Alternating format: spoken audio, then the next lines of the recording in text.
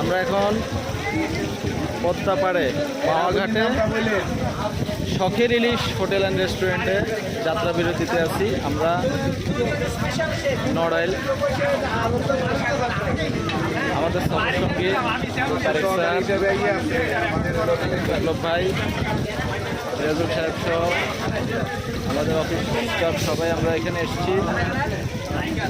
আমাদের GM sir এখন ইলিশ ভাজতেছে। Sir, আপনার অনুভূতি কি? প্রকাশ করার মতো না, এত ভালো লাগতেছে। আপনারা সবাই চলে আসেন, আপনাদের দাওয়াত ইনশাল্লাহ আপনারা আসেন, সবাই এসে ইলিশ দাওয়াত রইল। স্যার আপনাদেরকে দাওয়াত করছেন, আজকে স্যার আমাদেরকে খাওয়াচ্ছেন। তবে ইলিশের টাকা রাজীবকে দিতে হবে। ইলিশের টাকা রাজীবকে দিতে হবে।